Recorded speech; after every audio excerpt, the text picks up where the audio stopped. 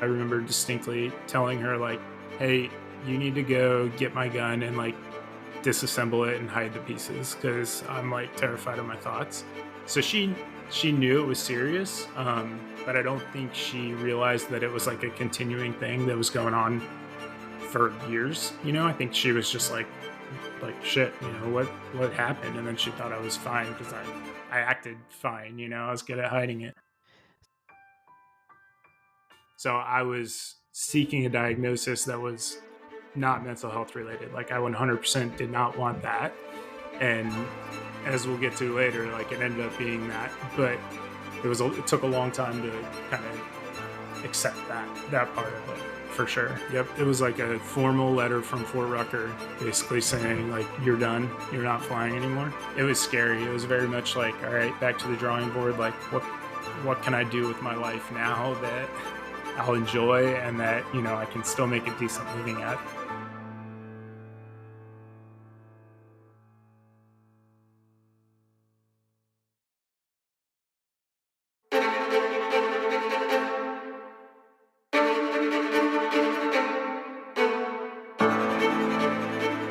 Today we have Nick O'Kelly with us. Nick is a serial optimist, a veteran's mental health advocate, a dedicated dad, a loving husband, and all-around great guy.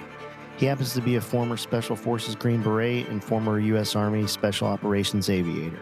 We served together in the 160th Special Operations Aviation Regiment, and now Nick has transitioned into the financial scene where he serves as my trusted financial advisor. He's also a fantasy football fanatic and undefeated dad of the year. Nick brings a wealth of experience and positivity to our conversation. Please welcome Nick O'Kelly to the show. Thanks. That pretty much sums me up. All right, podcast complete, guys. Thanks a lot. Yep, that's it. It's over. Now, so I think it's really important. Who is Nick, so we can get a good context before we jump right in. Yeah, that's a loaded question, but I mean, me in a nutshell, I'm a fun-loving dude that is down to earth, practical, and honestly is one of those people that's just always striving for being the best person I can be. I know that sounds cheesy, but that's No, that's really what it is. It's just always looking for the next goalpost and trying to make myself better. yeah, I think, looking back, I think we first met in maybe like, At church, yeah, at actually. church. And was it, what year was that? Like 15 or That maybe? was, yeah, 2015, right when I got Yeah. to. And talk about like fortuitous timing. I think you guys were sitting behind us, or maybe I was behind you guys. And that Yeah. was, I think your father-in-law was down from West Point, and I was trying to go to West Point, and that's its own podcast. But you were thinking about coming to the 160th, and that's kind of how we connected. I wanted to play with the big boys because I was in the regular army like maybe 3 months and I was already sick of it. Yeah. And for uninitiated folks, Nick was you're 18 Charlie, right? Yep. That's a Special Forces engineer sergeant. And just correct me if I'm off on all these, but you were in 1-1 in Okinawa, right? Yep. So that's 1st Battalion, 1st Special Forces Group out forward deployed to Okinawa. And then you served out. How long were you in 1st Group? I was there for 3 years. So I Okay. was in Oki for 3 years. What was your language? Korean, Yeah. which I never really used it, to be honest. I went out to Asia, obviously, with the intent of using it, but never got the chance to. Did you get to go to? I'm sure you guys went to Korea though, and trained, right? So my team actually never did. Like, Okay. it's common to go there, obviously, but my team never did. So I never even got to see the country. I was there 2 years. We were there 2 years. My second daughter was born there, and we really loved Korea. We loved the Korean people. We lived out in the Ville, had a great time. Highly recommend Korea to visit if you've never South Korea, obviously. Yeah, Yeah, don't want to go to the north you're side. probably not going to come back if you go to North Korea. Yeah, But for real. it's kind of interesting you bring up. So you did 3 years in 1st Group, and then you put your flight packet in, went to Warrant Officer Candidate School, became a pilot, and your first duty assignment was 3rd Infantry Division, 3rd Combat Aviation Brigade. And it's you kind of said something that you were about 3 months into that, and you already missed What were you missing from the regular Army from Special Operations? Yeah, the biggest thing was the big boy rules. And it actually started in flight school. It was kind of a culture shock going from group to flight school, just getting back to the just being treated like a private, going from big boy rules to having to literally stay in a classroom to study because they didn't believe you'd study. So that was my biggest frustration for sure. And I think we're going to get into this, but I kind of see that in the civilian world, even now with where I work, is there's levels of micromanaging that are just blow me away. That if I say I'm going to do something, I'm going to do it because I told Right. you I was going to do it. It was so foreign to me to have somebody check up on me and, hey, what are you doing? What do you mean? Why didn't you tell me what you were doing? Because there's nothing wrong. I think we're used to operating where it's radio silence. You only come up if you really need something, and other than that, you stay down. So you were in third cab, and I remember you and I we met at church, and we kind of were talking back and forth. At that time, you were pretty junior aviator. I think I were was you a W-1 still? Yeah, I was right out of flight school. And I was like, hey, look, you got to get some hours, and Yep. if you can be a PC pilot in command, we definitely want to see that. And you really surprised me because I think you guys were you guys going to Afghanistan at the time? Yeah. Yep, we had a Yeah. 9 monther. And you went to Afghanistan, made pilot in command there. I don't know how many hours you flew.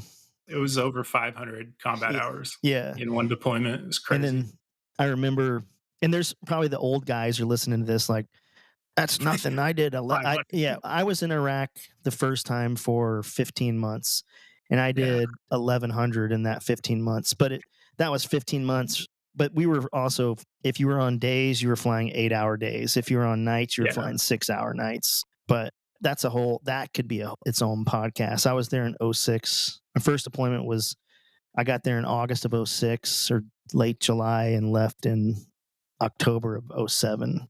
But still in the heyday. that was the Wild West. That was Yeah. like I had a great time. I mean, it was miserable, but it formed a lot of the way I do business still to this day. But Did you guys actually do, like, combat aviation missions in that era? Because when I was in Afghanistan, it was probably 95% just ring routes. yeah, what was kind of cool, I was in 25th Aviation out of Hawaii, and I was in 225, the 2nd Battalion, 25th Aviation Regiment, and we were the assault company. We had the way we were doing operations is we had kind of three cycles. You went from like ring routes, which is ash and trash, packs, Mhm. passenger transport and cargo, and then we had air assault cycle, and then we had what we called lightning strike, which was a vehicle interdiction mission, and then you would move after lightning strike, you would move to down dart recovery, down aircraft recovery, Okay. and so that was kind of like your break. So you would start your cycle on ring routes. You would typically run ring routes for a week. Then you'd move into assault and do assault for a week. Then you'd move into lightning strike and do VI for a week. And then you move to dart for a week, and then the cycle would start over again. So Nice. you flew the most on the ring routes. Obviously, it would be 8-hour days. For me, and this is probably like way more than you want to know, but for me personally, I assault the air assaults and the lightning strike were the most epic fun I've ever had. And like looking back on it, I mean, I was a W-2 with two Blackhawks and either two Kiowas or two Apaches, Yeah. and we had Navy EOD guys with us, and it was really interesting at that time because the cab was the only aviation unit to ever hold ground, which usually ground units Right. hold terrain. And this kind of I'll tell the story so it makes sense, but I think it was 169 Armor out of Fort Hood.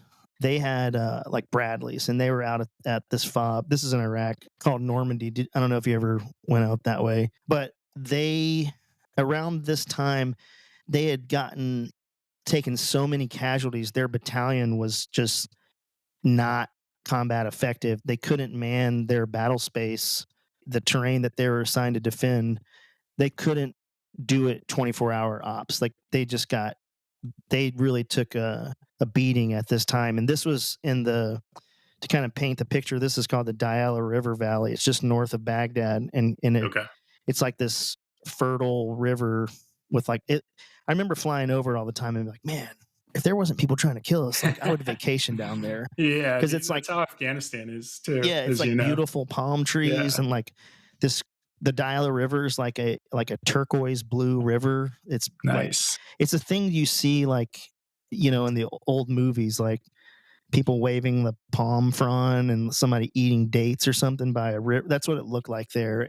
So 169 had just got their ass handed to them, and with just IEDs, and they couldn't do it anymore. So to his credit, our battalion commander at the time was a guy named Frank Tate, who eventually became General Tate.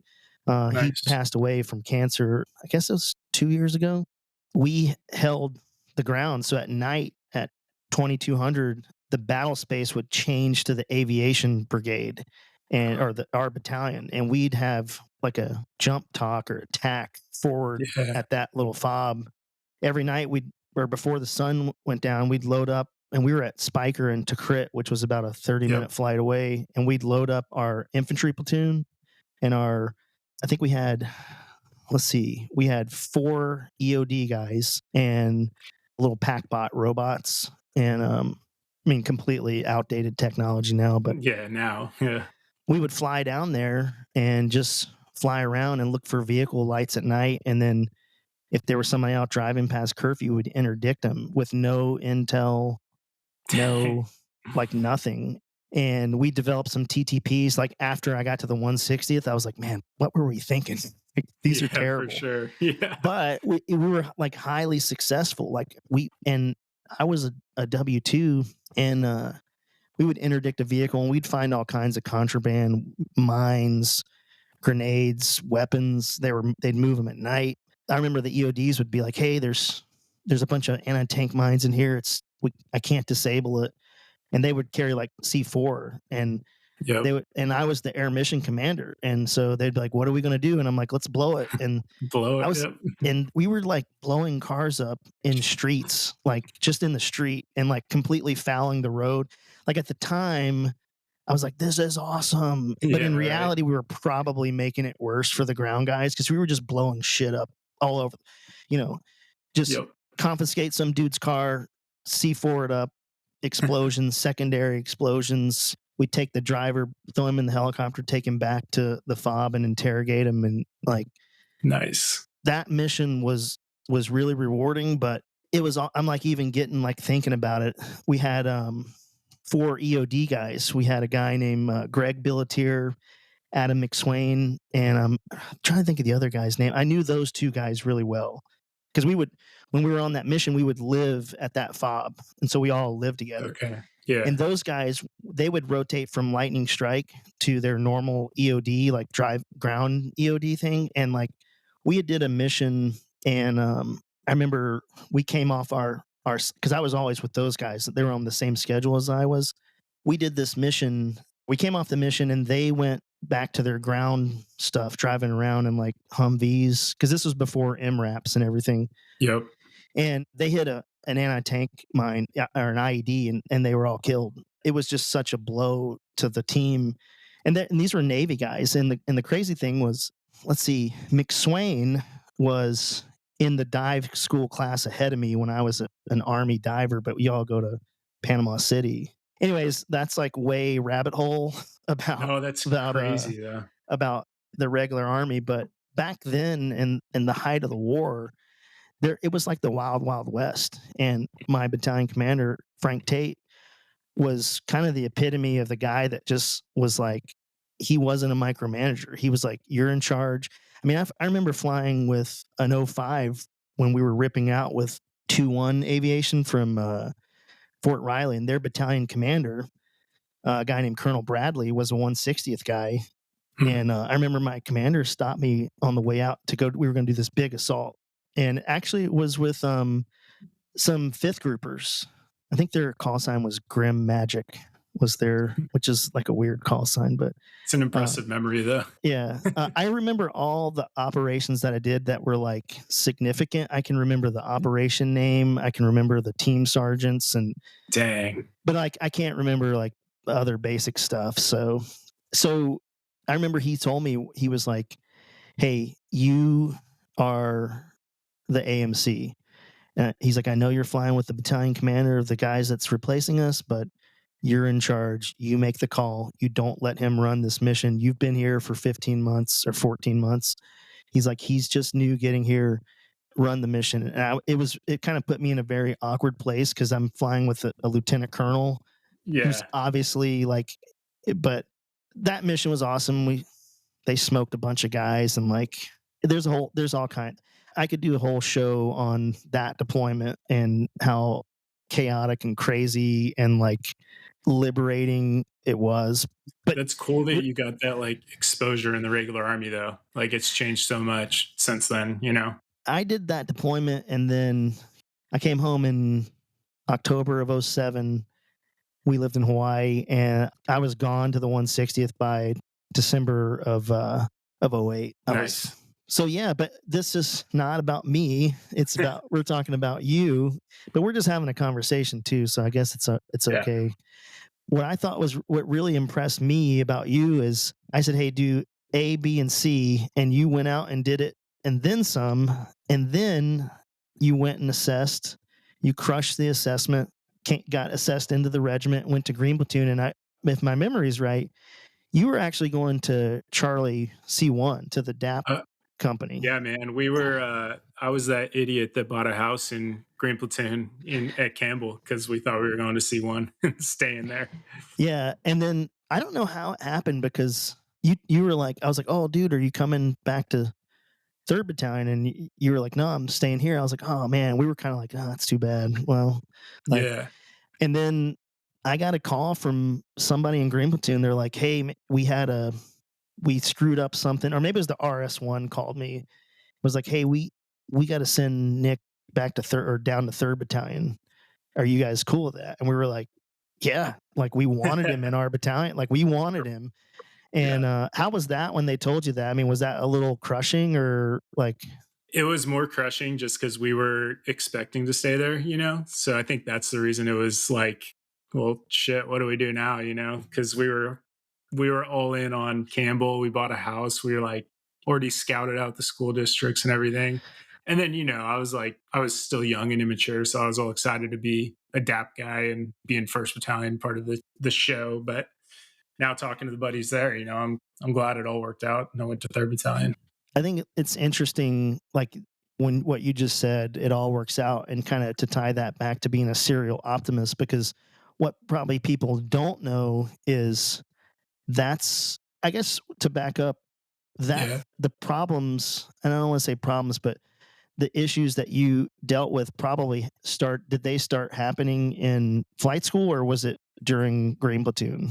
Yeah, they started in flight school. So just for the audience, a quick background. So I was blindsided in flight school with like a severe depression, just like punched in the face by like suicidal thoughts and had no idea where they came from or anything. And I didn't know why it was happening or anything. But looking back on it, it's kind of clearer now that there were just so many stressors leading up to it, like leaving group, you know, getting the culture shock of the regular army and kind of that new world. And then, not to go too deep, but my wife was working too. So we were like putting our kids in daycare with crying babies, and my daughter was born, and I didn't take paternity leave because I didn't want to recycle flight school. So it was just all these compounding things that I think just my body just finally was like, no, dude, you're done. I'm giving you an ultimatum. So that's kind of the nexus of it all.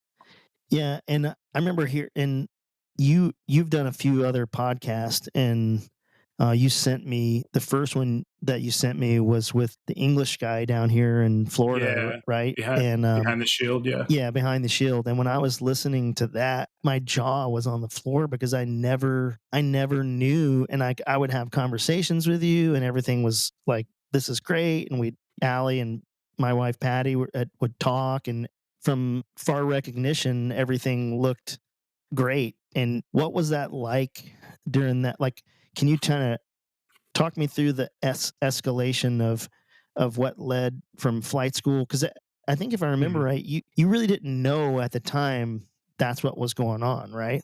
Yeah, so I did when it was like the depression. I knew like something was going on, and I was clearly in a dark place and like needed help. But obviously, in the well, maybe not obvious, but in the army or military in general, getting help is kind of stigmatized. Like it's a no-go, especially if you're an aviator, as like there's so many things that could go wrong if you go talk to somebody and tell them you're having suicidal thoughts. You could literally lose your career. So I think that was, well, I know that was definitely an added stressor that didn't make anything better.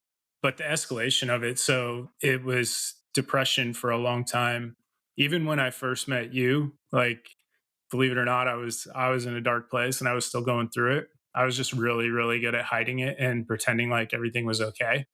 So I attribute it to like you hear the stories about that, like perfect dad and dude with just a great life on the outside and ends up taking his life. Like that's basically the situation that I was in, and I would have been that guy if I did it. Luckily, I didn't, and I never got to the point where I took action on it. It was just this cycle of thoughts that I couldn't get over. So that depression phase though went all the way through my deployment to Afghanistan. And then in Afghanistan, I started getting these crazy, like dizzy spells. So one night I was just walking to like, they have like midnight chow or whatever. I was walking to that with some buddies and I just got this head over heels dizzy attack spell, whatever you want to call it. And I literally like fell over while I was just walking straight and I had no explanation for it. Luckily, like I was in the back and I kind of played it off, like I tripped, but it was eye opening and I had no idea what was going on. And that's kept happening throughout that deployment. And then then I assessed for 160th. And I don't know if you know this, but even during assessment week, like I was sucking with this stuff. And it took everything I had to like just perform and do my best. That's how good I got at like hiding it. But and we should probably unpack that to the folks that aren't familiar with that assessment, and Yeah. because this is not for the faint of heart, and it's as a former regimental assessment pilot, I would on purpose we put guys through the ringer where the design is you don't sleep. The design is, if a guy told me he got a good night's sleep, I'm like red flag city because this guy Hmm. wasn't doing what we told him to do. And let's just paint the picture of what assessments are like. So you showed up on a Sunday and you probably had 4 to 6 hours of nothing but psychological battery test and a general aviation knowledge test. Yep. And Yep. the general aviation knowledge tests, I'm guessing you probably got like a somewhere between a 50 and a 70, If or that, if if that. that, I don't Eh, even know. Yeah. It Yeah, was horrible. and so I can't give away trade secrets because there's still Right. dudes that are assessing. But and so then you did all that, and then there's not a lot of I don't want to say the instructions kind of vague. They're clear, but they're vague. Then you came in Monday for a PT test, probably Yep. PT test. I think swim swim test. test. I think Yeah. ours got pushed to the next day, I think. So I Okay. think the swim test was on Tuesday. So after your PT stuff, typically is when you would meet a guy like me, Yep. and I sit down and I give you just talk. I'll review your records and talk to you a little bit, but really I'm just sizing you up personality wise. Yeah. Then to give you some kind of like random task or mission to kind of just to see like if you're gonna play ball. Is this guy Yep. a team player? But the kind of from that point on, like that Monday morning at like 10 a.m., if you slept, it was probably maybe 30 minutes, maybe an hour, If that. if Yeah. that. I don't And even then remember. you've got to plan this mission by hand with a hand drawn map, hand drawn LZs. You got to, and then depending on how the assessment flow is going, you might fly the next day or you might not. And then you fly your mission, and really, like I remember when I assessed, I was like I was so amped up. I think I did like three. one of those 5-minute energy thing, those little shot, Oh what are they called? yeah, 5-minute energies or 5 hour energies. 5-hour energy. That's what Yeah. it is. Yeah, Yep. I think I like slammed 3 of those and like 2 Red Bulls and like to Yeah. kind of wake myself up. And I just, and you're, and it's a long flight. It's like a 2 hour. I mean, for something like that, it's in a helicopter. That's completely, it's still a Black Hawk, but it's not the same Black Yeah, Hawk. it's totally And different. Yep. yeah, so if you were going through that during the assessment and you still manage to favorably assess, that speaks a lot to your character. Because for me, I wasn't going through that, and I was like, this is bullshit. Why am I putting up with this? I could Yeah. just go home right now and go back to my company and be an instructor pilot. And so Yeah. that's pretty Uh, impressive, man. Thanks. I'm not gonna lie though. It was like I felt like it was almost like a do or die thing. Get assessed or you're still gonna be miserable. And I was gonna get out of the army. Like I was just I don't know if that would have solved anything, but just like my mental health, I was in such a bad spot that I was just so bitter. And I was like, if this doesn't work out, I'm done and I'm getting out. I'm gonna go figure out what else I'm gonna do. So it felt like a do or die thing. So I think it was just like a combination of adrenaline and just desire to succeed so much, that I was able to just stuff it down and keep pushing for sure. Yeah, and I think that's kind of the MO, right, for a lot of guys like us. And do you think, I think I know the answer to this, but do you think you were doing that to kind of find your way back to that kind of team mentality, to in the hopes that that would solve the issues you were going through? Was the plan, right? Yep, 100%. And it's interesting because it's a common theme through even the beginning of this whole depression phase, whatever you want to call it. Because it was always, and I talked about this on another podcast, and I realized that I think that's what kept me going and made me like not make the selfish worst decision I could have made. It was just always looking for the next goalpost. Like, all right, when I get out of flight school, it's going to get better. And obviously it didn't. And then when I go to Afghanistan and do the mission, it's going to get better. It didn't.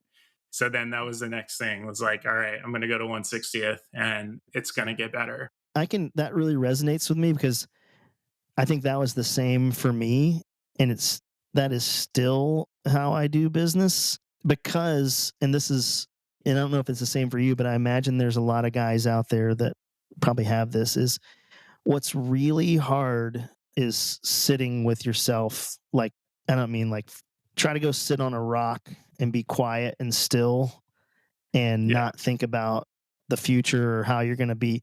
It's almost as if you get a dopamine hit for achieving and planning, and it's hard just to just be. And I Yeah. don't have that. I don't know how to do that.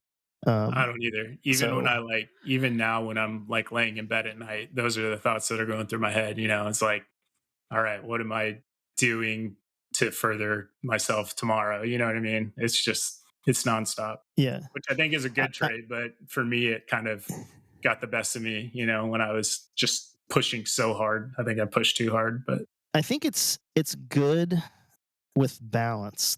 The problem, at least for me, is something. It's not healthy to not deal with the thing at hand. Like, example, I wanted to go to the 160th because I wanted to do bigger and better things, blah blah blah. And so, then I got there, and then I wanted to do this thing because it's not healthy, because you don't actually ever learn to deal with the issue. Because most of the stuff, if you peel back the onion, is probably some type of mental or emotional event or issue. Like, if my wife was here, she would be like, it's trauma. And I mean, everybody has some form of trauma, and I'm not a psychologist, but most of us that are, I don't want to say like we're high achievers, but that do things.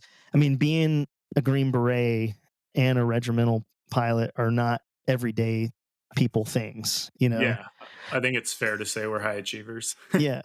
So Humbly, yeah. And you more than me. Like, I was not a Green Beret, but you were flight lead though.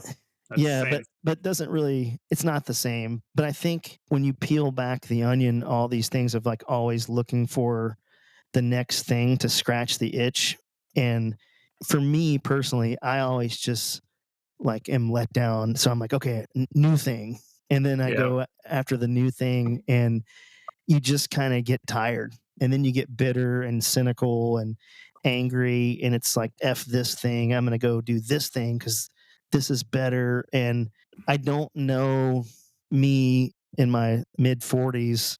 I don't know if this actually helps. And I had a conversation with a guy I was in my flight school class last night. It was totally random. He pinged me on LinkedIn and was talking about he's getting out. He's a W-5. He's been in the Army 30 something years. And Okay. he said something that I was like, that is really, that's some wisdom coming from a guy that isn't out yet. Because he said, I'm just trying to remember who I am. Hmm. And like before you were in the Army and before you were a dad and before you were a husband and before you were a pilot and before you were a financial planner, like you were Nick. And like, Yeah. I don't remember that version of me. Like for the life of me, I can't. I have a childhood friend that I talked to and he went in the Marine Corps. He's going through a really hard time right now. And we didn't really get into it about this, but when we talk to each other, we talk like we're still 14, 15, 16, 17, Yep. and not that we're 45 and 46. And it's like our wives don't get it. That's one of the few times that I'm able to connect with like who I was before the Army. So what are your thoughts on with kind of taking, because we still haven't got to the crux of your situation, right? So when you had all this going on and you're still achieving and you thought like, okay, if I can just get to this goalpost, everything's going to plane out and I'll be okay. But how far did it go before you realized that it's not okay? This is not going to happen. The weird thing, to kind of backtrack a little bit, is when I got to Campbell to Green Platoon, the depression, like the suicidal thoughts and stuff, almost completely went away. So I wasn't depressed anymore. I would still have them from time to time, but they weren't like consuming me, you know? Do you think And that's because you had a sense of purpose and a I, like a task yeah, to do? I think so. So I think it actually was beneficial, but it's still, those like dizzy spells and stuff were still there, like very prominent. So I couldn't even like, I literally couldn't walk to like from the parking lot in my car to the hangar with a buddy without like trying to focus on not falling over. It was the weirdest thing. It wasn't like these instant dizzy spells all the time. It was these like just the world felt off kilter and I had no idea what was going on. So that continued all the way, literally the whole time I was in the 160th. So a good 4 years after, 3 years after Green Platoon, it was still going on, and hadn't told anybody about it except for my wife Allie. She knew about it. When did you tell her? At like what point did you tell her? So she knew that I was going through like depression and stuff in flight school. I don't think she realized like how serious it was. Like there was one time that I remember one night in flight school, I remember distinctly telling her like, "Hey, you need to go get my gun and like disassemble it and hide the pieces because I'm like terrified of my thoughts." So she knew it was serious, but I don't think she realized that it was like a continuing thing that was going on for years. I think she was just like shit. What happened, and then she thought I was fine because I acted fine. I was good at hiding it. So yeah, the whole time I was at the 160th, I was having those dizzy spells and just it was miserable. Like anytime I would have to brief or something, like I would have to make sure, like secretly, that I had something to like lean on or hold on to so that I wouldn't, feel like I was going to fall over and while I was briefing everybody. And to your point earlier, like it's kind of crazy that nobody ever noticed and somehow I just hit it really well. I think a lot of the reason in Green Platoon why probably people didn't notice is because they're so focused on getting through Yeah. that they don't have. We had a guy in our class. I won't say his name, but my teammates will remember him. He's a great dude, and I kind of lost touch with him. But I remember we were doing the overwater. We were in Mayport Naval Station doing Yeah. the our over. Did you guys do overwater there, or did you go to Virginia? No, we went to Virginia. Okay, yeah, we were down in Mayport we went out to a bar or something. We all came back because we had a early show the next day to fly. I remember we all went to bed, and Matt Groover was my roommate, and Nice. him and I were coming out of the hotel, and it was like 6 a.m. and our show, we had to be at the Navy base at 6:30 or something. And this guy comes pulling up in somebody else's car in the clothes he was wearing last night, just No. like bombed out of his mind. And I want to say, like, we were like, dude, we got to be there in like 10 minutes. And like, I remember we just got him a bunch of coffee, and they might be fuzzy, that the details. And he ended up getting through the training, Wow. but he got to 3rd Battalion and got a DUI like the first weekend he was there. Dang. And now that I look back on it, in Green Platoon, you know, you're basically working 6-day weeks, and they're 14-hour days. Yeah. In BNAV, in basic navigation, it's to this day, it's like, that's SEER school sucked, and then BNAV is Yeah. right below that. And not that it was 100%. hard, it was just miserable. There's just like built-in hazing Yeah, almost, like yeah, yeah. intentional hazing. Freedom ramp is a large concrete ramp. You know, Yeah. that's like the spiel they give. But You're getting PTSD right now. yeah, yeah. But I remember he would pound a 6-pack a night, like in the planning Jeez. room, just destroy a Coors Light, like maybe a 6er or 12, you know, whatever, and just like it was not a thing. And like at the time, none of us even thought like maybe this guy needs help, because we were Yeah. just so focused on what we were doing, and he was able to do it. But we were not our brother's keeper when we probably should have been. And No, that's a good point. but I wanted to go back, and I have this suspicion in the podcast that was before this. Rick and I were talking, when you told your wife initially, what was her reaction? And I only say this because I think this is like a woman thing. It's a natural reaction for a woman. Was she super duper concerned and like there to help you, or was it kind of like you need to figure your stuff out and move forward? Like, which one was it? Yeah, it was almost like, "Really? Like, are you serious?" You Yeah, know? It's yeah, yeah, that's exactly what it was. It yeah. wasn't like yeah, I only say that because same thing happened with me, and same thing happened with Rick, and same thing. wild. And the idea that I have is, men have to share their deepest, darkest, most vulnerable things with other men. And the reason for that is, no matter, at the end of the day, like I think my kids have probably seen me cry like once, if that. I think like a little tear came across my eye when I dropped my daughter off at college, and I'm like, I'm not crying, you're crying. Like, Yeah. but the thing is like, for spouses especially, is women are naturally, I don't have a PhD, so I'm sure there's all kinds of hate coming my way for saying this, but women will always look to the guy to be like the rock solid foundation, the safe harbor. And because I think in our DNA, that's what we're here for. And so it's not that they are insensitive or don't care. It's just, I think genetically they're not built that way, you know? Yeah.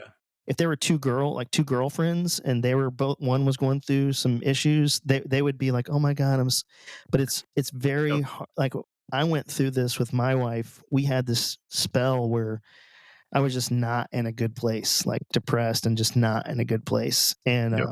you know, she's like, "Hey, you're supposed to be the leader of our family, and you got to lead, and you got to spiritually lead.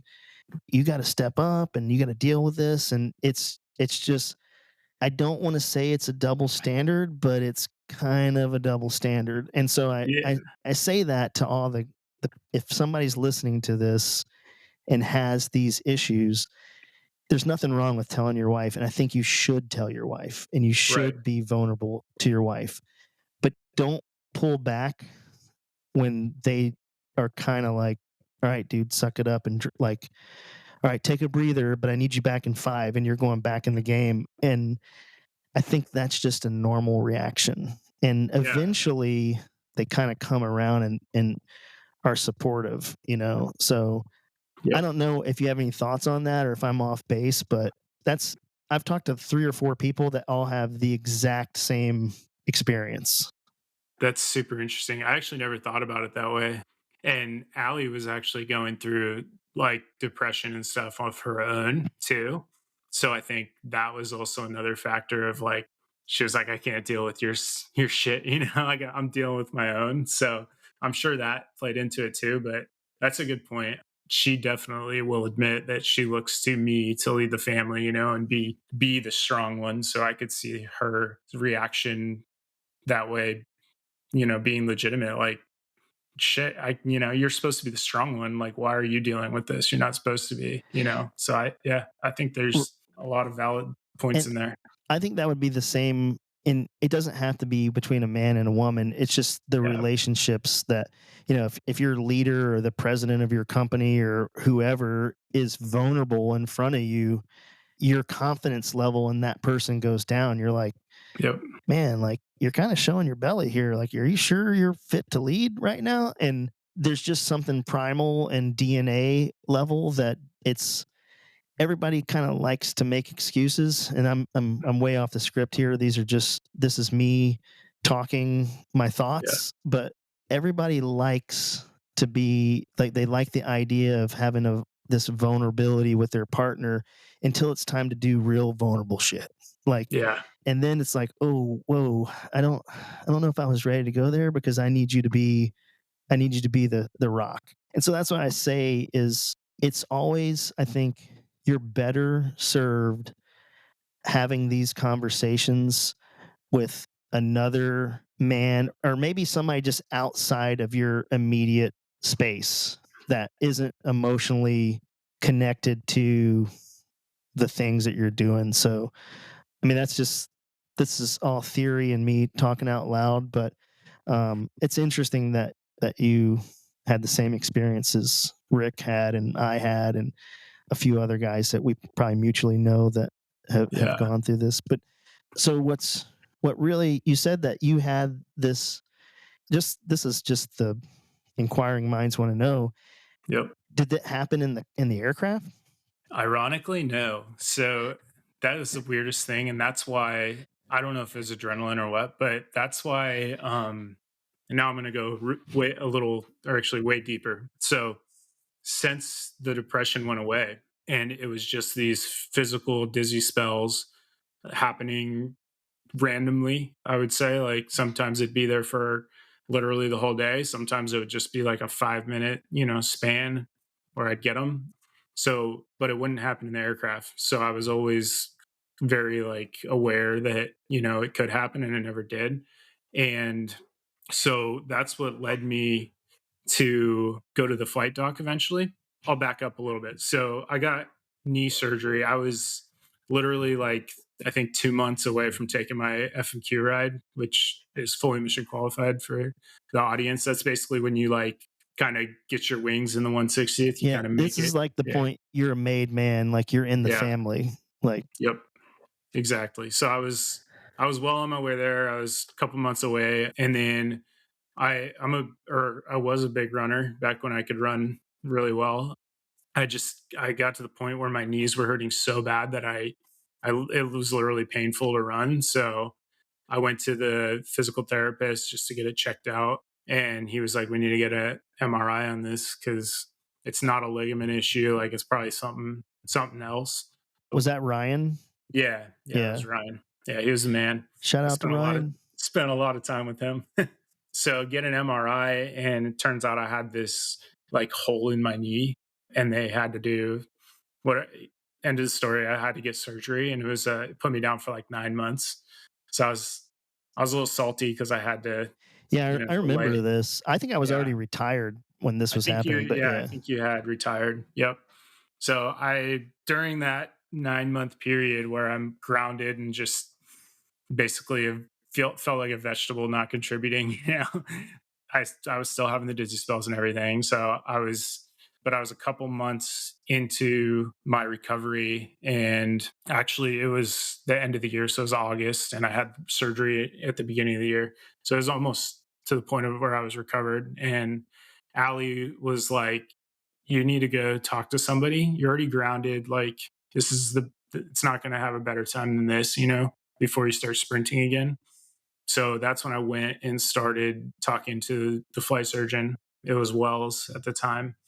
And I just told him, like, hey, I'm having these dizzy spells. I don't know what's going on. Like, it doesn't happen in the cockpit. So I'm good to fly.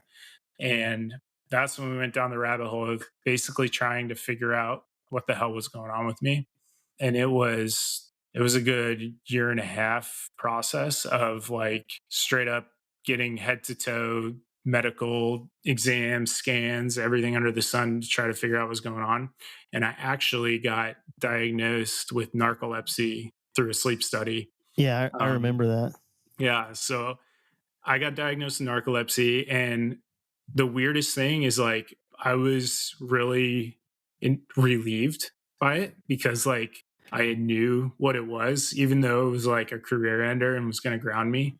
It was like a weight off my shoulders in a way Yeah, yeah, because almost like it's not you quitting, it's this right, external thing, and yep, I would not I would be lying to you if I said that there has been thousands of times that I would pray that something would just yep, some external thing would come be like, "Oh, sorry guys, I broke my leg. Guess I can't yeah, be a soldier anymore," yep, and but that's also, I think, in that same vein of that coping mechanism to get to the next goalpost of like, and not, I don't want to derail your train of thought, but it reminds me of when this was happening. Did you go down this contingency planning checklist of what am I going to do, or were you just okay with it? No, at this point, I definitely went down the contingency checklist. You know, I was like looking at reclassing, seeing what I could do outside of being a pilot. I was starting to already at that point, I was already starting to like look into my post military career just because I'm a planner, you know, and I didn't know what was going on or what would happen. So I kind of I had an inkling that something like semi serious was going on just because it had been going on so long and I didn't, you know, it wasn't like a normal thing that everyday people deal with, or maybe they do and they just don't say anything. I think But it's probably the latter. I think yeah. most people deal with this, Hmm. and like, to, frankly, again, I'm totally stealing your thunder here, but Oh, you're good.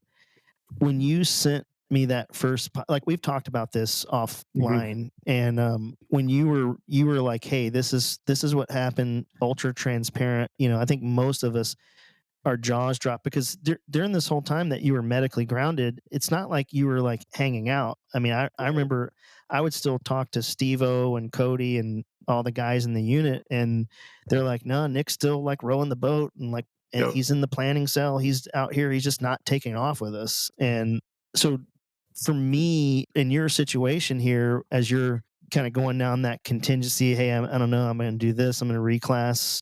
Was that affecting like your hope for the diagnosis, or were you just, or was it more of like a Jesus take the wheel thing and save me from myself? And like, because it's almost like for me, I would rather, like, I have too many options. Like, God, Right. can you just laser focus me to I only have one path? And it is ultra clear that the only thing I'm supposed to do is this thing. That's how I've dealt with this. And it never happens that way. I still have like 37 doors to go through. And Yep. was that the same for you, or was it, Yeah. Yeah, it was. I got to the point where I literally, I'll admit, I was diagnosis seeking because I just did not know what the hell was going on and I just wanted answers for it. I won't say like I wanted to not be able to fly or do anything like that because I loved like the unit and I loved the people in it. So I was fully bought in on that. It was more just I need a diagnosis so that I have answers, you know? And I wouldn't say I like was laser focused on the what I was going to do if I got a diagnosis yet, but it was more just, hey, let's figure out what's going on and get a diagnosis. But the weird thing about that is that I was fully convinced that it was something physical going on with me, like it was not mental health related.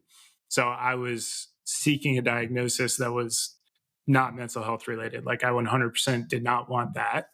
And as we'll get to later, like it ended up being that, but it took a long time to kind of accept that part of it for sure. So how long was it from the time that you went to the flight surgeon to the time the actual diagnose that where they said, "Hey, this is the diagnosis." How long was that span of time? It was about a year and a half. Yeah. So it was, and That's a lot of then, time to be in like limbo yeah. to not you have no idea. Yep. I'm sure cortisol was through the roof and the Oh stress is gosh. just Yeah. probably compounded. Were you seeing Dr. Jenna or anybody during that I, time? w- I was seeing Captain Holtz. She was the other one that we had, and it was ultimately her that diagnosed me. And so what happened? So sleep studies were a big portion of why it took so long. I did a civilian sleep study, and that's where I got the diagnosis for narcolepsy. And then I had to go do an army sleep study where they make you like wear this watch for a week, make sure you're sleeping, because they wouldn't accept the civilian diagnosis. And then that one came back and it said that I did not have narcolepsy. So, and that I think it took 3 months to get that sleep study. And then it was another like month and a half later to wait for the results. So that was like 5 months of it right there, just sitting around waiting, trying to figure out what's going on with me. But yeah, so I get this narcolepsy diagnosis, get on a permanent downslip. And this was about a year after my knee surgery. So I'd already been grounded for a good year. And a downslip is like you were disqualified from Yep. flying. You could Yeah, never get in a military helicopter again. it was like a formal letter from Fort Rucker basically saying like you're done, you're not flying anymore. But the ironic thing was that was from the narcolepsy diagnosis. So, and then that got overturned. So now I'm in this like weird purgatory stage where I'm In still like the having, biggest bureaucracy known to yeah, humankind. exactly. And I'm still having these dizzy spells and I'm still not knowing what's going on and don't have answers. So I went to the safety course and I ended up basically just being like the designated company safety guy for every trip, which it wasn't bad to be honest. Like it was a pretty chill, could have been worse. I got to, get my own car and have some freedom. So it wasn't bad. But yeah, so to make a long story short, after the narcolepsy diagnosis got overturned, I started seeing, since I was already grounded, Captain Holtz referred me to the psychiatrist.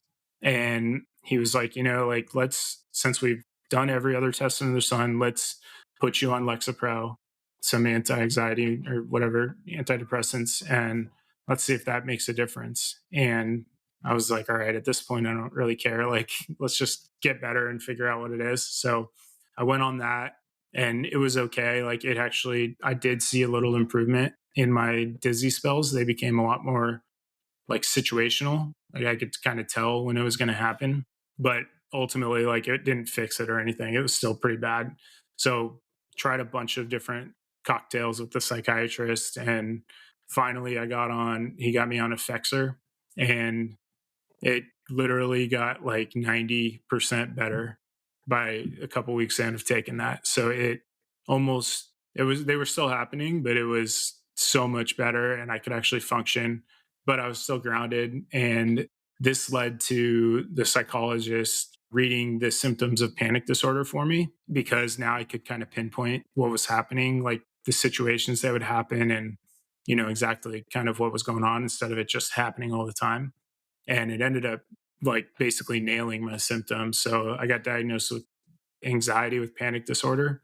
And then that led to me ultimately getting medically retired. So that's the full like kind of lead up and how it all finally got figured out.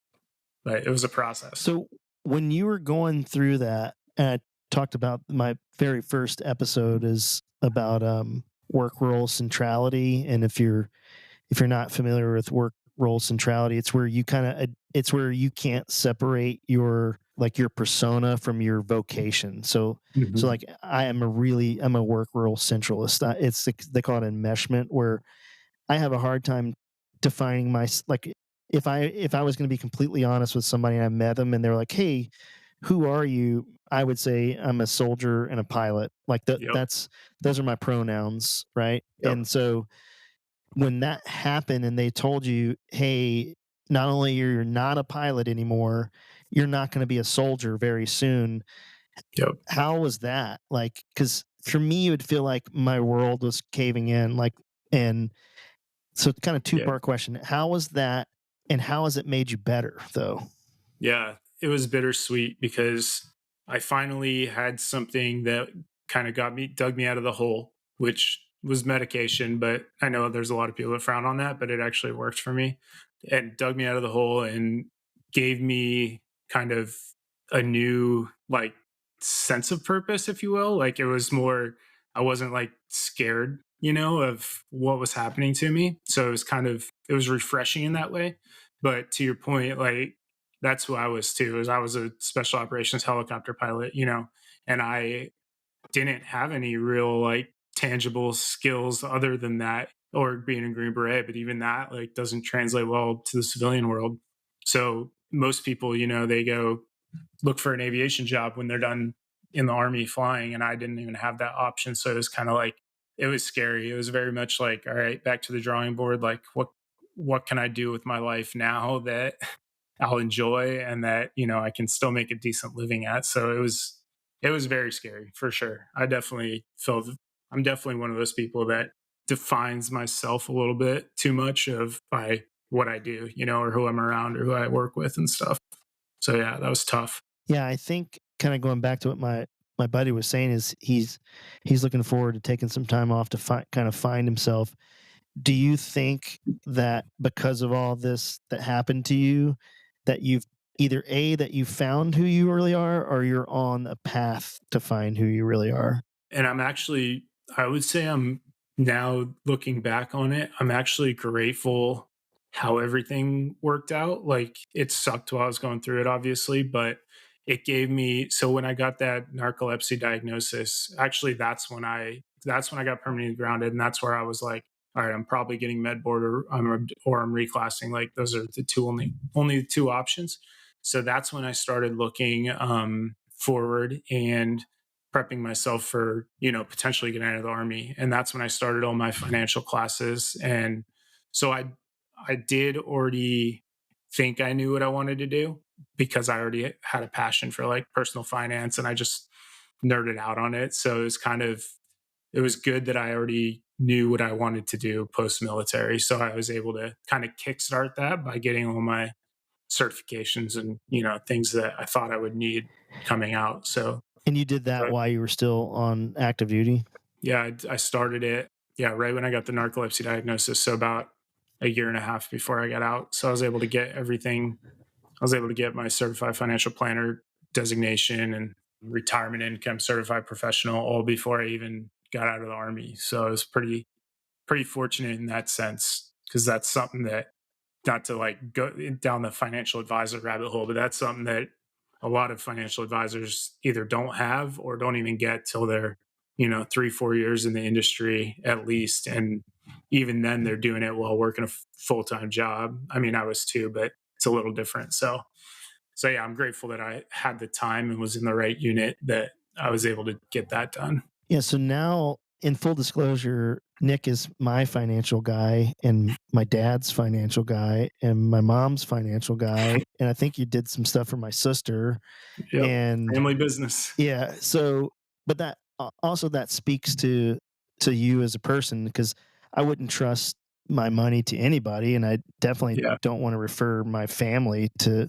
I said, "Hey, look, Nick's a stand-up guy. He's not going to do you wrong. Call him." And so I want to come back to the financial planning stuff, because I think there's some importance. But what would you say to guys that might be in this situation right now? And do you think it's better? And I think it's obvious the answer to this is, do you think it's better them trying to solve it on their own and work through it, or do you think it's better just to drop the hammer and commit and get real help? I know that's a really loaded question, but I think a lot of Yeah. these guys, including me at times, would struggle with, can I do this myself, or do I just raise my hand and go, hey, this time out? Like, what do you think's Yeah. better? That is a loaded question, but I would say I think this might be beating around the bush a little, but I think it depends on how bad it is, like, if it's one of those things where you're having, like, suicidal thoughts and it's gotten that far and you're, like, literally living in fear, not only of your own thoughts or what, could happen, but you're living in fear of even going and talking to somebody and getting help because you know the repercussions, which was almost all the reason I didn't get help sooner, and let it fester and get as bad as it did. Then at that point, I think it's worth biting the bullet and getting help. And just, it's one of those things that you gotta, it's hard when you're in it because, oh, you have so much pressure on to not get help. Honestly, it's harder to get help than it is, or it's harder to not get, easier to not get help than it is to get help just because of all the unknowns. But it's one of those things that you're probably not going to get out of it on your own without at least doing something to move the needle forward. Like I didn't even tell any friends or anything like that. I was riding solo through the whole thing. My wife knew, but even that, it wasn't like a, like we talked about, it wasn't like intimately talking about that or trying to use her as like therapy or anything like that. So I think it's advocating for yourself at some point. You know, you got to look at the bigger picture and be like, hey, I'm a dad. I got kids like that are relying on me for the rest of their lives. Like, and it almost becomes a selfless decision to get help and just kind of trust that everything's going to work out and you're going to be a better person even if you don't have the same job. At least you're alive, you know, and you're thriving and you're not still just trying to survive and go day to day and you know just find the next goalpost and hope that gets better. So Yeah, that's my answer on that. yeah, I'm kind of in the same camp. It is like you, it's health is health, and you have to kind of see the long term. The short term game is you keep doing what you're doing, but our purpose isn't to do the thing that we probably think our purpose is. Our Yep. purpose, and and full disclosure, I struggle with this every day because it's not sexy. Like the guys that are Mhm. like, "Hey, man, my purpose is to build Tesla to whatever things Yeah. like this." That's sexy and cool. But when you're like, my purpose is to make little humans better people, it's super not cool. I get frustrated all the time. I'm a shit dad, and I try to be better, and sometimes I just can't. Yep. And I think if you kind of be honest with yourself, is that's okay. Like Yeah. we're humans, and it's okay not to be the best, especially people that come from our world where everybody's got to be the best all the time. I can distinctly remember I'd been in the regiment for maybe 5 or 6 years, and I remember just unloading on my kids and my wife about it was probably something trivial. Yeah. And I remember my wife just looking at me going, "We are not soldiers." I said, I don't understand why this is so hard. It's just you be the best and be excellent at the thing that you do. You don't I'm not asking you to be a world class athlete. I'm just asking you to put the dishes in, dress right dress, and make it look, Yep. you know, be the best at the task you're doing right now. And when she said that, it kind of dawned on me like, man, I've been holding my wife and kids to this standard that I kind of set for myself, which really probably wasn't grounded in reality because like you're just going to die tired if you live like that. Anyways, it just kind of with everything kind of in that vein, you kind of think my purpose is to really be a better father or husband or friend or son or whatever your thing is.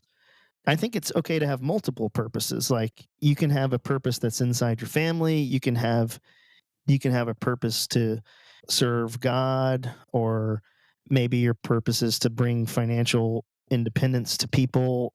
I think all those things are good, but there's probably one out of those that is the supreme purpose, and then you Yep. get subordinate purposes. And so I don't know, how has that been since all this has happened? Do you think you're on a trajectory where you know what your purpose is, or are you still figuring it out? Because I did the podcast with Tyler, and we were talking about purpose after the military, and kind of just like you, is like he was telling me some stuff that I had no idea about him until he told me. And we still him and I, we talked about in that podcast, but we still struggle with professional purpose, because you come from, okay, there's the brass ring, that's what you got to do to get it, here's the steps, this is the things you got to have on your you know above your US Army name tape, Yep. this is your resume. And the military makes everything, it seems hard from the outside, but it's just a gut check to get it, but it's very by the numbers for stuff. And I think when you get in the civilian world, it's like a Jackson Pollock painting over here. Like there's, I don't know which way we're going, but have you Yeah. found any purpose, or are you on a path to finding it, or where are you at with that? I would say I'm getting there. Yeah, like I would say it's definitely getting more clear the more I do what I do and I realize like I actually really enjoy it, and that's on the professional side. So I the beauty of my situation is it's not common for somebody to come out of the army and like know exactly what they want to do, you know? But I did, and it has been gratifying living that out and kind of validating that through actually doing the job.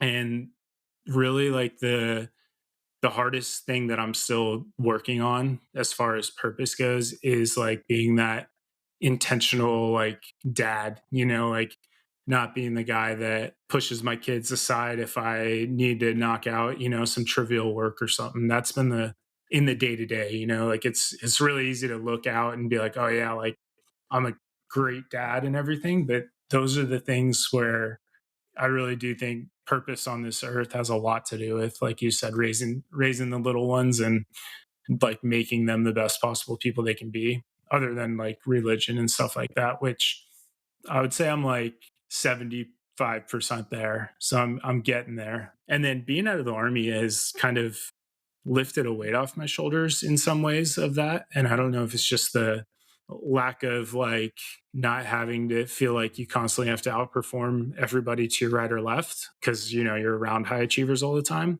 But it has been a weight off my shoulders in that regard and kind of given me a little more freedom as far as like I can control my life now, you know, and I can go to Mexico and I don't have to ask my commander dad if I can go and fill out a bunch of paperwork. So purpose is getting there, but it's definitely not 100% yet, if that answers that. I don't know if you're ever gonna Yeah, true. like. I've kind of resigned myself to be like, I don't even know what I'm doing here. Like every day, I'm just figuring it out. But Yeah. I think it's good that you feel like you're on the right path. I wanted to kind of, in your specific field of financial planning, that's not something that you got to go out and get these certifications, and you get the certifications and then and you either join a practice, but it's really more like commission based, right? Like it's not like a W-2 like steady paycheck. Is that an accurate? It's like a real estate agent. Yeah, kind of. So there's different ways you can go.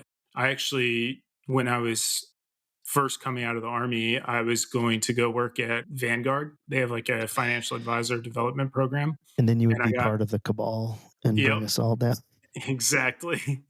And I actually got hired in their program. And then on LinkedIn, randomly, I connected with another guy and he offered me a spot, an advisor role at their independent firm. So I got saved from the Vanguard world. But the reason I brought up Vanguard is because those jobs are salaried. So Okay. they do get a salary, but then there's the insurance route that you can go where it's literally all commissions. Like it's literally kill what you eat. And then the route I went, the independent route, is you're kind of your own boss as far as how you charge. So mine's not commission based. The only thing that we do commission wise is the insurance side, but we're fee based. So we charge based on the assets under management and the financial planning side. We have a retainer model for that. But to your point, it is like eat what you kill though. Like I didn't make any money when I started. You know, I literally had $0 coming in until I finally like got some business and started building that a little bit. So it was scary. Luckily I had some good savings and then I had the VA, you know, and the small military retirement. But yeah, it was How did scary. you deal with that kind of risk coming from a we're all kind of institutionalized. You remember that movie, Shawshank Redemption? Oh yeah. You see that movie? And, Yep. I don't know who hasn't seen that movie. If you haven't seen that Yeah. movie, you should go It's watch a it. It's a great classic. movie. But, you know, the old guy, when he gets out of prison and he goes in that he's like a bagger in a grocery store, Yep. and he's always asking the manager to go to the bathroom, and the manager's like, dude, Yeah. you don't have to ask me, just go to the bathroom. And then he ends up killing himself. Or no, he tried to shoplift or sticks hold somebody Yeah. up He's so he trying to get back get in. Yep. rearrested and go back to prison. And then he ends up killing himself because he was so institutionalized. And I think, at least for me, and I don't know if it was the same for you, is spending that amount of time in the army, were you kind of institutionalized where it was, you kind of blew it off, like you just kind of went past it? But like that would be super duper scary to not have income, because you have these thresholds, like I'm going to be a really good dad and a really good husband, and then if you're not making any money, that kind of like digs a hole out from under those two things. During that time, were you really worried, or did you have faith in yourself and know, like, I can do this? Or like, where were you at with that? It was a little of both. So it was really scary for the first like 3, 4 months.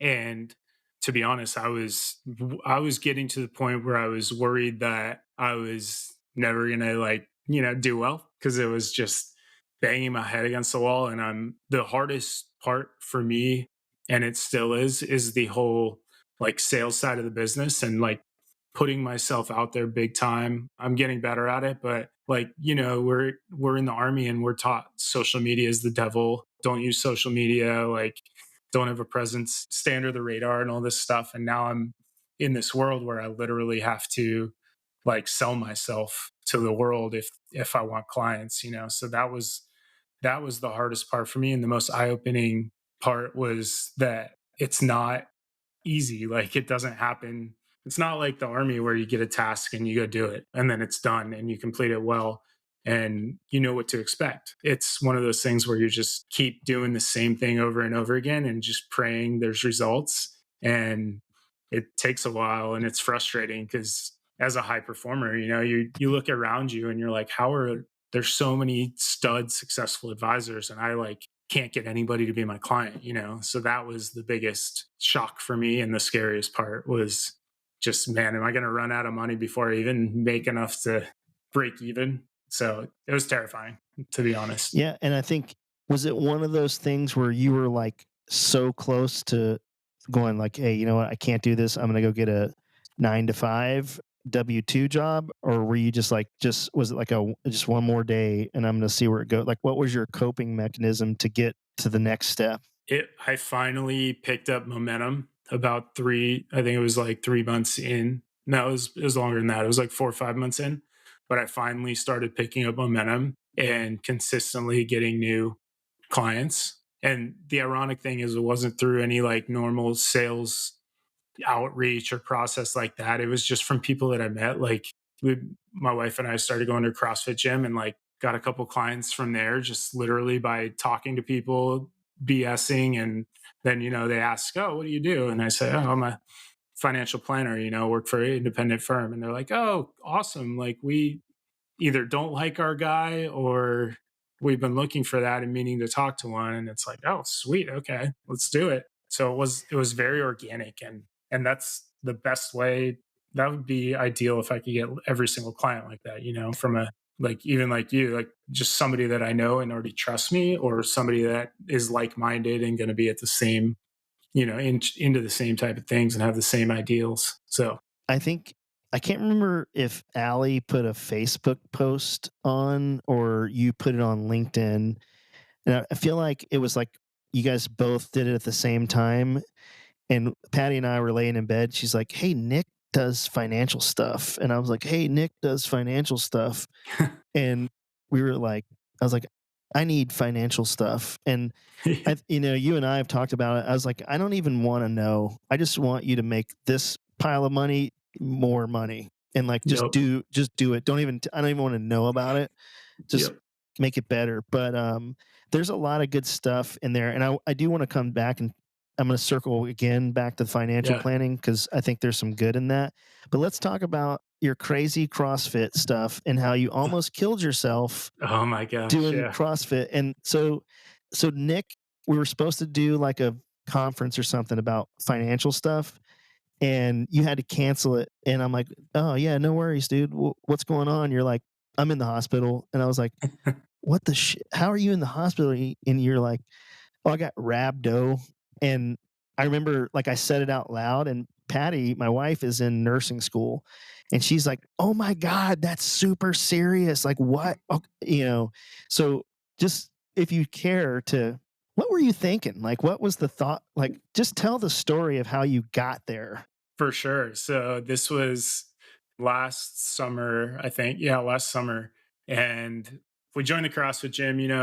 I'm this like badass military vet that just got out of the army, and I'm gonna go show these guys up and show them how real men work out, right? And this I don't remember what exact workout it was, but it was definitely a workout that had a shitload of kipping pull-ups. So it was just like death by kipping pull-ups and then some other things mixed in. But I went all out and just burned my entire body up, and it was summer too, so that it was like the classic CrossFit gym you see with the garage doors open And and your wife everything. is a Like, personal trainer. yeah, and my Just wife's a throwing it out personal there. trainer. So, and then I think it was 2 days after the workout, like my biceps are just locked, like my arms are locked at a 90-degree angle, and it is so painful just to even like touch my arms.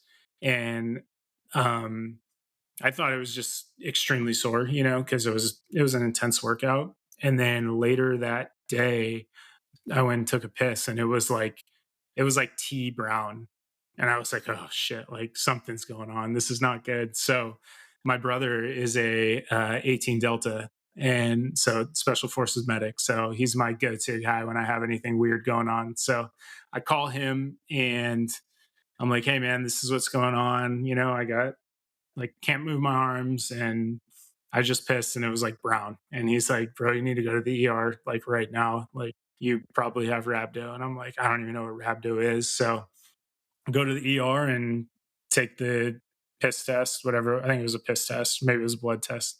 And my numbers were like off the charts. Like they were like, holy shit, we've never seen anyone with this high of, I forget what they're measuring, but anyways, it was off the charts. And so I ended up getting admitted and just sucking down IV fluid I was in the hospital for 6 days, just sucking and it was just so painful to even sleep because anytime I moved my arms, like it just was excruciating pain. But the pain went away, like I think 2 days after I was in the hospital, once I finally started getting fluids in me. And I And had, that's when you rescheduled our yeah, financial session while you were in the hospital, like 2 days in. that's right. Yep.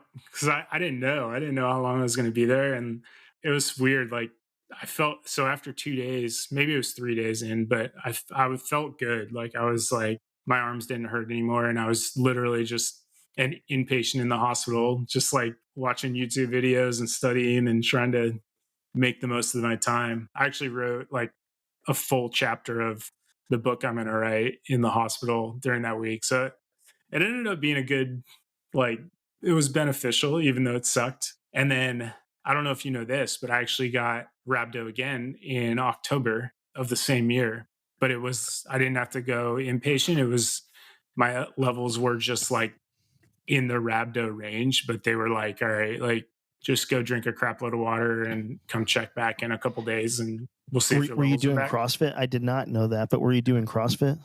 Nope. So Yes, you I were. no, I quit CrossFit after that, after the first one, but I still kind of do like I guess hit workouts Yeah. if you want to call it that. So not CrossFit movements, but I still do like hit workouts.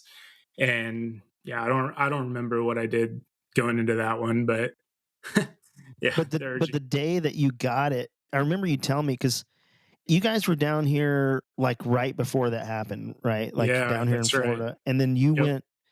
But the day that it happened, it was like really, really hot, right?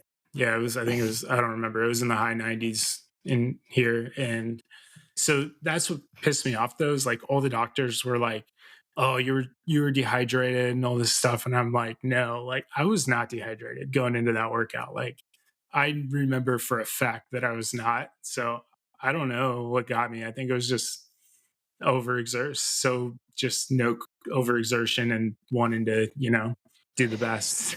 And Yeah. and to kind of tie a bow on this, it's called rhabdomyolysis. I don't know if I'm Yeah. saying that right. Yep. And if you Google it on WebMD, it says a muscle breakdown emergency.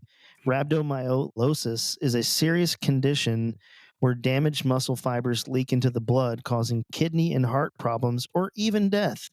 In up to 50% of rhabdomyolysis cases, people experience acute kidney injury. Some people need dialysis for extended time or the rest of their lives. So Yeah. I would say that when we compare Nick O'Kelly's life to, like, you can call it luck or God's grace, is like, how many times have you dodged a bullet now? Like, Yeah. figuratively and literally, like, it's Yep. it's impressive. So let's you brought up the book. What's up with the book? I mean, I know what's up with the Yeah. book, but tell everybody Yeah, else you what's know up with what's the up with the book. book. So I'm working on a book called Stigma, and it's about my journey, but it's more about just the underlying reasons why people are scared to go get help for mental health, and kind of the lessons learned through my story of why it ended up being so valuable for me and like turned my life completely around. So it's both the intent is not for it to be like a self-help book. It's more to be an encouragement and kind of a real world story of the aftermath and the impact of getting help despite all the stigmas that I was facing, and all the reasons that I did not want to get help and frankly didn't get help for a long time. So that's really the synopsis of it, is to just raise awareness for that and like show men that you're not weak if you're going through something, and women, but mostly men have that problem where they think it's a big sign of weakness when you go talk to somebody or do something to get yourself out of a mental health crisis, but it's not being weak at all. It's actually like the most selfless thing you can actually do for those that love you, and are going to be there in 20, 30 years. So that's my little plug on that. Yeah, I think that you kind of hit the nail on the head, because everybody that's been in the military has probably heard this before. Like, when you're 80 years old and you're laying in your bed, Yeah. your squad leader or platoon sergeant or company commander or what, they're not going to be the one standing beside you. It's going to be the people that actually care. So put the time into those people and not your career. I'm curious, during this process, when it finally came out, did a were you was there any embarrassment or shame that you felt? And then B, did you receive any attitudes or actions from other people that would justify you thinking those? Does that make sense what I'm saying? Like, Yeah. did you if you felt like that, was it all in your head and the reality was nobody actually thought that way, or was it warranted? That actually is a great question, because that leads me to talking about like, so when I actually got the panic disorder diagnosis, everybody in the company already thought it was still narcolepsy, and that I was just getting out with that. So I hid behind that to the majority of like my buddies. They didn't know that it was like anxiety. I just kept yep, got narcolepsy. That's why I'm getting med boarded. It was easier, and I was hiding behind that for sure. The only people that really knew were like the commander, and then like the senior warrant and stuff like that. I did tell them, but to everybody else, yeah, it was just narcolepsy. So the bomb didn't really drop that this is what was actually happening until I went on that podcast, and then but at that point, I sent it out to everybody, like everybody I knew. And I was like, Yeah. screw it. Like, it's me. This is what happened. Like, it was scary at first, to be honest, to even talk about it. But now I'm at the point where it's like, if you think down on somebody for that, then like, I don't want to know you, I don't want to be your friend. Like, I don't have respect for people that would look down on somebody that went through something like that. It's not like you want that to happen. So, that's kind of my stance on it now. Now it's like whatever. It's all out Yeah. there. So, I mean, did you ever feel like anybody thought that about you? I was kind of I don't not like anybody individually, but that fear was still in the back of my head of like, what is my reputation going to be if it comes out that I have a mental health. I'm getting med boarded for a mental health diagnosis. So yeah, 100%. It was like it was never like a single person that I was like, oh yeah, like, that guy. But it was definitely that perception that I was fearful of. But it was your perception. Did Yep. but did anybody's actions ever justify that perception? No, it's actually been the opposite. Like, since people know, it's been eye opening. One, like we said earlier, like how many people or have gone through something similar or can relate and have just never spoken up about it, or just people were just genuine, and it kind of opened the door for others to be honest, and not like feel like they have to be old big macho guy all the time and hide their feelings. So it's been really like relieving and therapeutic just being able to talk about it. And I know you say the podcast is for like your therapy all the time. Like this has been mine, is like talking about it and actually being honest about it. Yeah, that's 100%. Like, I do this podcast because, like, this is my therapy. And that, originally I called the podcast "No One Is Coming, It's Up to Us" because I went to therapist, and the only one that I ever had that was like awesome was Dr. Jenna Brown Morgan. Yeah. So if you ever have a chance to go talk to her, you should. And then everybody after that was just kind of like not great. It wasn't that they were bad. It's just, I just realized that they weren't really listening to me from a place of empathy, and Mhm. they weren't immersed in the culture that we came from to really understand, like, that had a real grasp. And I kind of give her, Dr. Jenna, a lot of credit because, she's a straight civilian, but I don't know if you know this. Her dad is General Brown.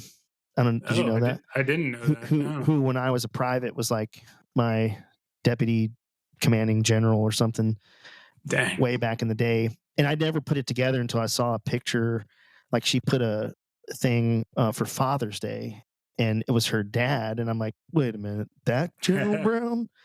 But she would go and get in the helicopter and fly in the back of the this is like a civilian psychiatrist, That's like, cool. would immerse herself into our world to kind of understand.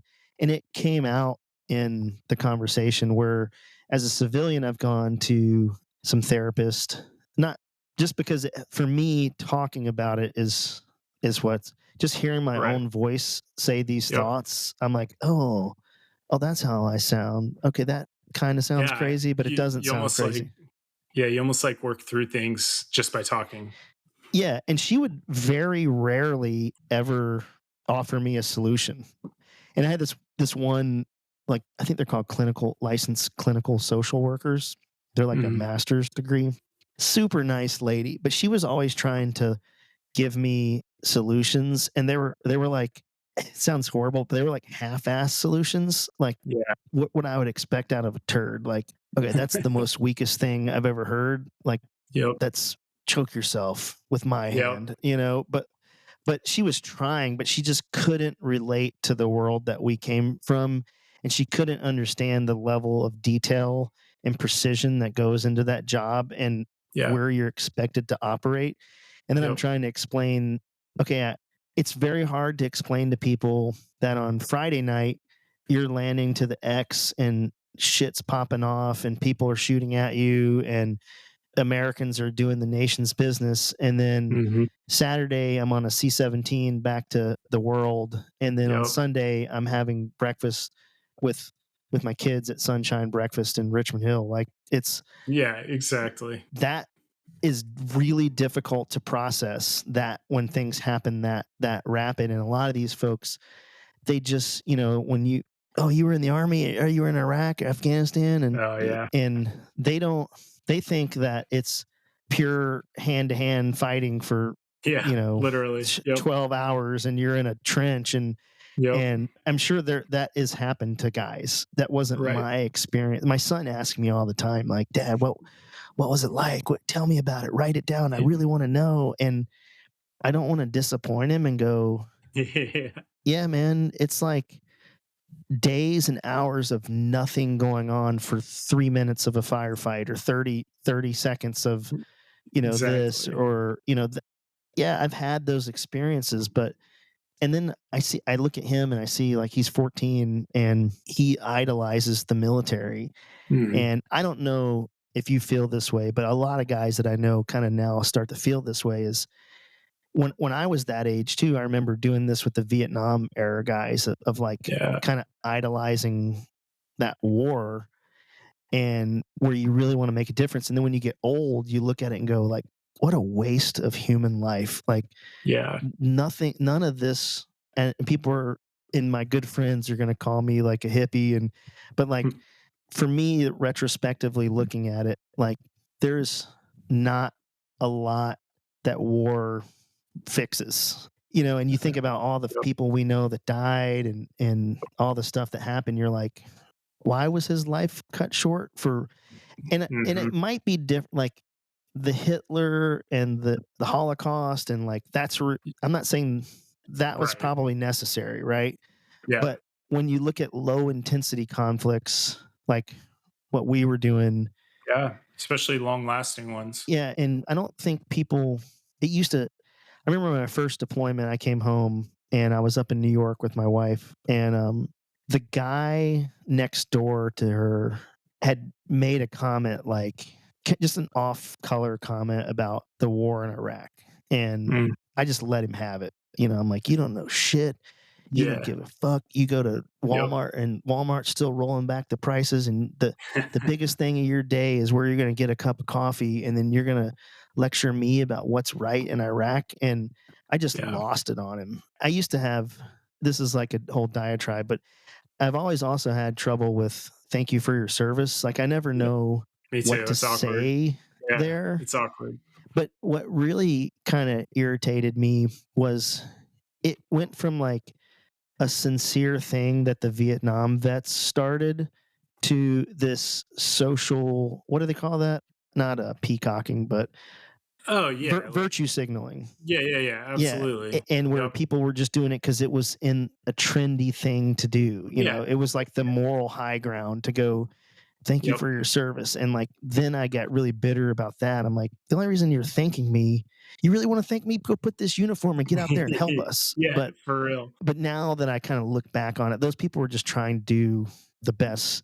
It was a nice gesture at the time, but again, long diatribe to say like the older I get, the more that I realize like, man, I don't know that the nation's business, even though I wouldn't change it for the world, was really the Yep. right business. Like, and I still have we still know tons of people that are still on active duty that are still going out there every night and doing stuff. And at the end of the day, this is my podcast and I can say whatever I want. So That's right. we don't have to get into it, but I just, that kind of popped in my head. So what's next on the horizon? Like, what's the next thing that you got on? And if you could tell everybody the podcast you've been on so they can listen to. I know we've got Behind the Shield and the And Pararescue, yeah, the medevac the medevac Medevac. That's what it's called. podcast. Yeah, I was on that last, I think August.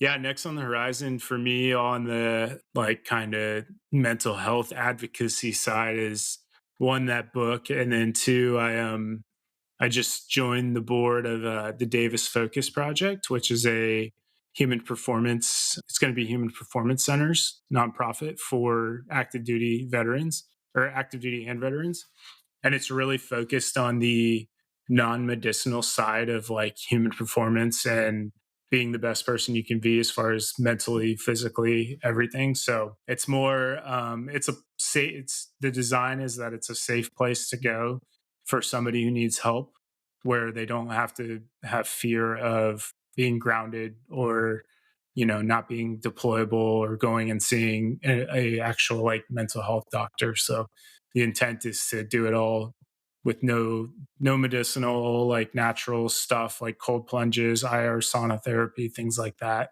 that are proven by science to move the needle. So that's one venture I have. And then obviously growing my financial planning practice and just continuing to get to a point where I can thrive in that, and both help people and give, put my family in a better spot financially so that we can thrive and give back. So yeah, that's where I'm at now. That's where I'm going.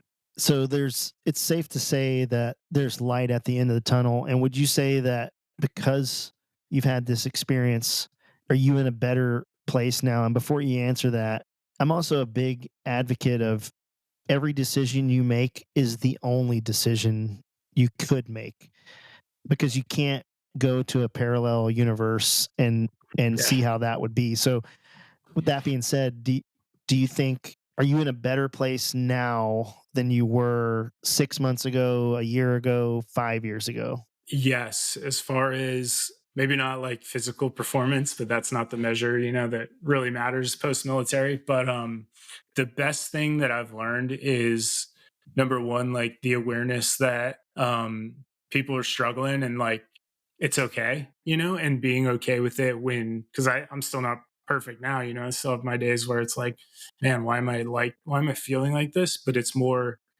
the awareness of it now is powerful instead of being scared of it or like trying to hide it. It's powerful knowing being able to identify it and move through it and move past it. And then one thing that has been pretty cool since I've gotten out of the military is like how much more I'm able to kind of pour into my family and kids. Like I'm still not crushing it, but like the I don't know, it's almost like a weight is off my shoulders. And so to answer the question, I am in a much better place than I was before. So I think this, like the what's the old saying? Like diamonds are whatever refined through you know what I'm talking about. You go through something hard and you Like get refined through it. pressure forces Yeah. diamonds, and Yeah, exactly. yeah. Yep. You go through something really tough and not just talking about like the special forces selection and assessment and 160th assessment, like those are hard, but those are the kind of hard that where you can just grind it out and do it. This depression battle was like truly the hardest thing that I ever went through in my life, just because I didn't have control of it, and it was full blown like, let's just do what you can to get through it. So I learned a lot about myself through that. One, I learned like how resilient the like human mind can be, because I went through that for freaking 5 6 years in total, all of that stuff. So how resilient you can be, and then yeah, just how much you learn going through something like that. Like I wouldn't wish it on anybody else, but luckily it worked out for me, and I've definitely grown stronger because of it. And now I have like a more of a giving mindset, I guess. It's made me be less selfish. Yeah, I think I haven't figured that part out yet. Like, I want to be like a servant and do more, and you get a lot more when you serve people. I guess I'm always scared of that I'm not going to have money. That's not true. I do give a lot to things, so I backtrack that a little bit. But yeah, I think that's a really good perspective. So with that, let's plug the things you're working on. So right Yeah. now it's the davisfocusproject.com. Yep. Just spell it out, the Davis Focus Project. And you can scroll down and you can see your mug down there That's on right. there. You can go there to the davisfocusproject.com, and right on the big front, there's a donate button. Highly encourage everybody to donate what they can. And then how about your financial planning stuff? How can people get up with you if they want to see what you're all about and kind of go from there? What's the best way to get up with you? Yeah. So my name is Nick O'Kelly on LinkedIn. That's the easiest way. I'm very responsive to DMs and stuff like that. Our website is Cadence. That's CADENCE wealthpartners.com. So you can check us out there too and schedule a free consult. We also have some free financial checkups on the website and some good educational information as well. So yeah, that'd be the easiest way to connect with me if you're interested on that front. And Yeah, and just one last plug on that. We are veteran. The two advisors that at Cadence are both military veterans, and we're very veteran focused. So we are making it a niched veteran financial advisory firm for that purpose. yeah. So if you're thinking about getting a financial planner, just commit and call Nick and get it done. That's not really the purpose of this podcast, but I think it's important that you can kind of plug what you're doing to continue to help people. Any closing thoughts or anything that you want to talk about that we didn't hit, or something that's been eating at you that you want to get off your chest? I think we've covered everything. The biggest thing, man, biggest lesson learned through all this is just like be true to yourself and don't this these are all super cheeseball phrases, but it's so true once you actually commit to it and believe it. Like you said, you're your own best advocate. Nobody's going to do it for you. So it's one of those balancing acts. Just realize that your life and your future is more important than whatever job you're in or whatever reasons are keeping you from being the best person you can be. And Yeah, that's it. my guy I used to work with, he retired this year's name's Dennis Watson. Dennis, if you're listening to this, hey buddy, we miss you. But Dennis will turn 73 in July, like really soon here, actually, in a couple weeks. And up until December of last year, he was still flying Blackhawks, and at 72 years old, still getting after it. And the one thing we kind of had a scare at work where we thought our contract might go away, and he said really simple words that were the most profound, had a real impact on me. He said, "Well, I was looking for a job when I found this one," meaning like there's going to be other jobs, there's going to be other things. You're not going to have another life. You're not going to have another family. Yep. That's where your focus should be. So I think your message is spot on, and I appreciate you coming on here. I love you like a brother, Same. and Thanks for having me. we should do this again. Let me know when you Yeah, want to do another one. absolutely. I'm down. We can keep doing it too. I love it. Yeah. All right, man. It was good talking to you, and we'll see you later. All right. Thanks, Ed.